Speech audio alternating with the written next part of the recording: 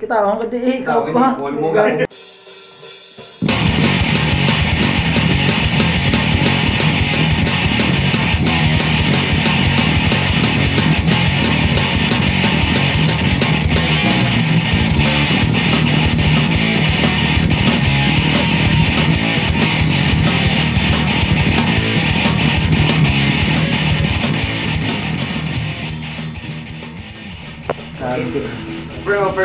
First show sa November 2011 is amon siyang sandurot Metal Fest, Metal Fest 2 na to siya. So bali representing Iloilo. So siya mo to time, so it was something we were ready to expose ourselves to ibang mga lugar because the show went really good. Walang response ng crowd, etc. And we felt good about it. I mean, so far mo itong ginakapta naman were the 5 original songs na mga LPs of record LPs. EPs or EPs. Tapos, after that, ang response was good. So, ang ba naman we're ready to take on Manila, Cebu. Pero grabe nagyan after sila eh.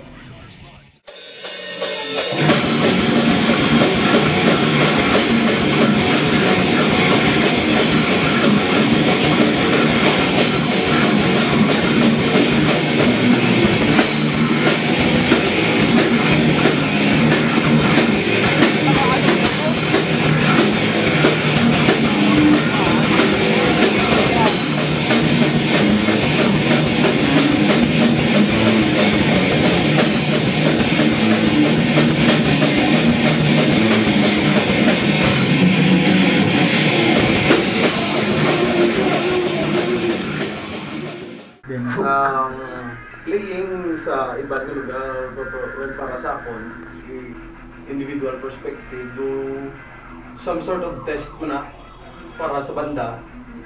Like, kung gato ka within sa dali lang sa, of course, as you mentioned, comfort zone mo, lain siya mo. Lain ang anticipation sa tao, kung nagalang tao sa mo, compared mo, kasi sa lugar nga wala, hindi mo rin nakakilala siya mo yan. The first time nyo mabatian ka nila, of course, you have to prove something para ma-gain mo ilang ears eh. Para sa ako, kung sa dire ka magtukaro within sa imo yung environment, of course, people know you. Kilala ka din. Of course, may araman siguro mga reputation nga muna. Kung magtukaro sa iba niya, why na yan? Back to zero ka. Kasi kinanglan mo, build ka from ground up. Kung sakon, kung karamon lang ni isa gani kita paminsar ko, kag sila man, doon mo ning reality para sa amon, magbalik ka diriya si Lilo, kag mangita ka, obra or mag-obra ka. Amo na para sa amon ang dream world. Amo tong reality. Hindi ka madulang, nervyos yung natural kayo sa ibang lugar. Tapos, siyempre, the things that are going on in your mind nga, like, for example, sa ako, gitarista ako, before, syempre ka panila, kasi mga banda before sa inyo, tapos ka marong move up to backup bilang gitarista ako, dapat I have to step up my game, dapat tingin ko pa namon, well, it's a whole different, experience when you actually are on stage.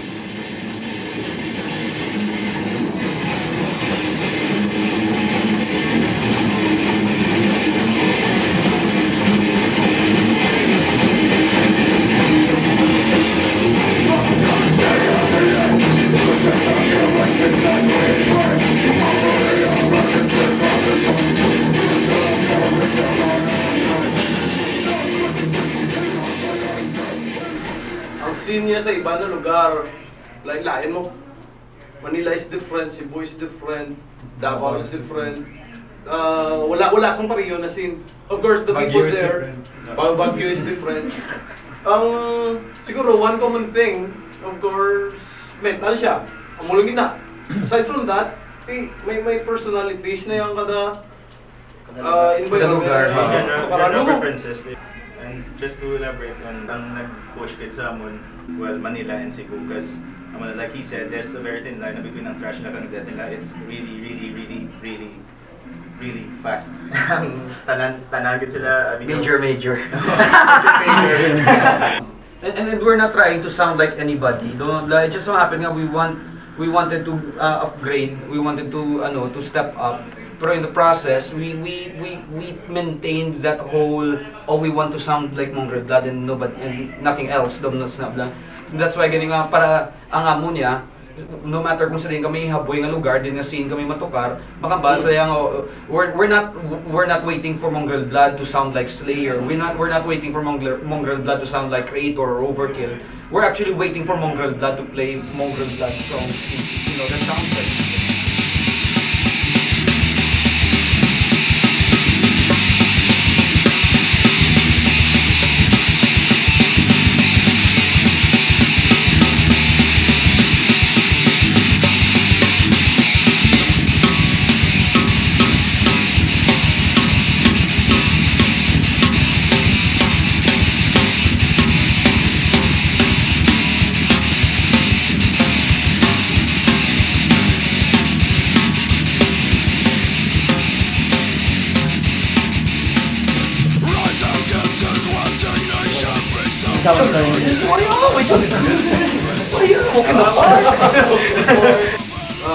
Being a band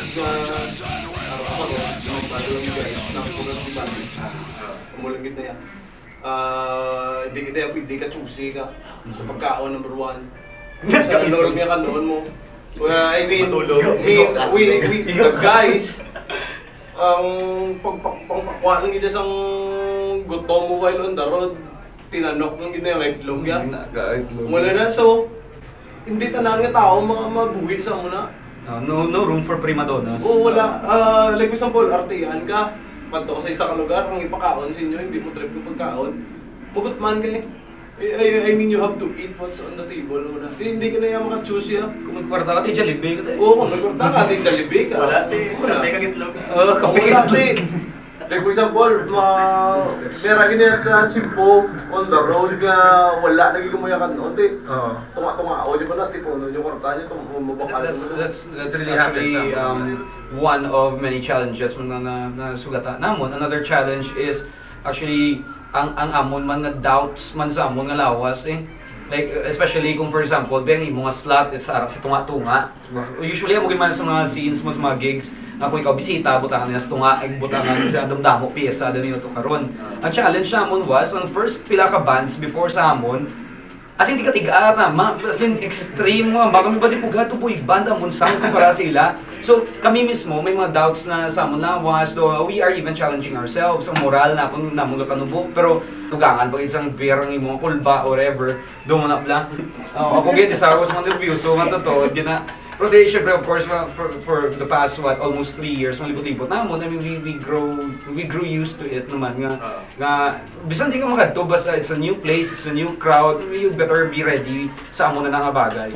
Do bla. If you really enjoy what you're doing and if it's that important for you na mabatian sa ibang tao ang tukar nyo. And you know what you're getting into. Totoo mo yan. You know what you're getting into. Tour na kina-tour na mo niya, hindi na tour press na rikang. Tour na yan. Tour na yung gasto. Abon na lang gasto yan. Hindi na ang bal tour na. Well actually hindi man so sila man tanan mo dito. So pagkabot na audition. May bulig man from organizers. Pero ang punto is makash out naman yapon. You're not gonna make any money out of it. Wala ganyan, wala. So ang imo lang yung reward is ang acceptance sang sang motulay ng mga crowd. Ang reward mo ang 30 minutes sa stage. It is its own reward.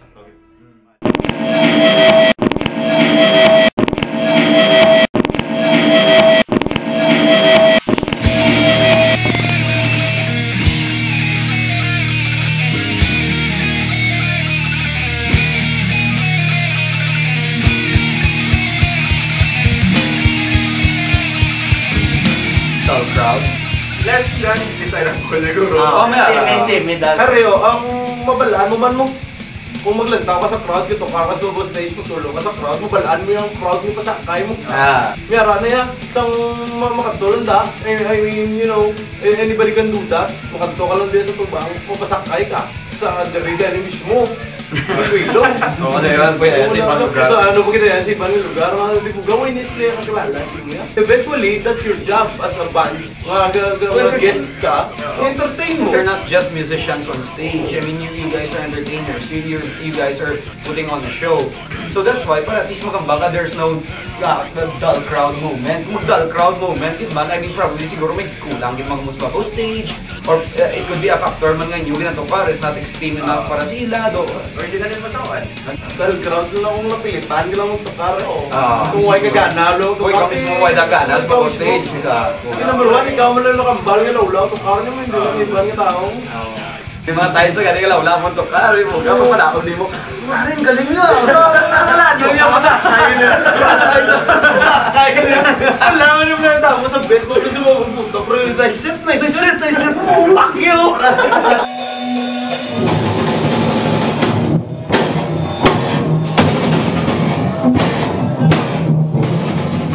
Ako, I have to say, totoo, hindi man sa this band has really been an inspiration sa akon. That time, naging mga Mongrelblood, pero medyo hindi to siya steady with personal reasons man. And I became a part of death metal band there is Iloilo, which is Valrulent. And that was the time I actually had the opportunity to hang out kag makita man on stage kay this band is Servorum from Iloilo City. And hindi man sa magkita ko maglantaw na sila from YouTube to Facebook to anything. Nakita ko sila nga gasubol sila. Nakita ko sila nga they're not afraid na magsubol sa ibang mga scenes and play their own stuff do mo bla. Well given bitribligin man sila nga banda ya sa drummer kinulang pa lang do bla kinulang namin. Sa mga guitarista. Basically, kinulang kami tanan. And death metal, I mean, extreme na yan compared mo sa thrash bands na. Buti, amo to tani, I tried to inspire man tani, ang band ako that time, to no avail, do I mean, sila nga mo ng attitude para magsubol. So, pag-reunite na mo liwat sa Mongrelblood, that was Dinagyang 2011. Pagkita na mo liwat, let's do this, Boss Masta. And then that same year, naka-record kami sa 5-track demo na mo, nga EP ba. Actually, Servorum inspired us, especially sila na nga nakabutang permi sila mga social networking sites nga bars that we have conquered. Tapos may mga ngalan sa mga bars na in the different places kung saan sila kanto. Oh shit, I want to do that. Aside from sa pag-extreme sila music and whatnot, I started talking to the guys, gambas lang. Kasi mo pa bimang hindi sina. Go kami. Ginamat-namat namon from Iloilo to Bacolod to Dumaguete, etc. Labot na may Mindanao, labot na may Baguio, Cagayan, Bully, sang Servorum, may vocalist, gambas namon nga, you have to get out there. In order for your band to quote-unquote make it, you really have to leave your backyard. I mean, check mo na lang yung mga local scene, ano katigang yung local scene. Kung amo gusto ninyo maging tiga nga banda, and then ang mga local scene hindi amo nakatiga, and by saying scene, you have two components the bands and the crowd. Kung pigadong crowd mo, bisan mo kadamuon sa banda mo daga to karmeta, pero why pamatay sa mano ka mo da. At inyo audience inyo lawas, well that's okay amos na. Or what if opposite naman, jutay man mo mga bands mong crowd nimo dumdamo. So dapat may stability. So the way we saw it, why stability in Iloilo? And then we started traveling, we started doing our adventures. The places that we've been through, bisan kinabalik-balikan namon, naka-generate man kami actually positive feedback from them, and then which inspired us more to do this more often than not.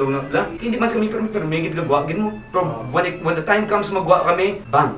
I mean, that would be a fucking show dapat. Bala ka mo daw anong balon niyo, but we're gonna give it our best. Ang paisamba ni Dedrick, ang hindi stable ang metal scene sa Iloilo. Pero the way we work is kung ano makita namon nga maayo to sa scene sa tiyak na lugar, pagbalik din namon, dalaman na namon. So it's all about trying to improve. I'm not saying we're succeeding really fast, pero amo na bala, it's all about trying to improve ang local scene dire, ang growth sa banda. Ikaduwa is to help out ang local mga music scene. So amo na, pag magwa-guwa, as in you have to sacrifice a lot. It's for the betterment of both the scene kag ang local scene namon dire sa Iloilo kag sa Mongrelblood mismo.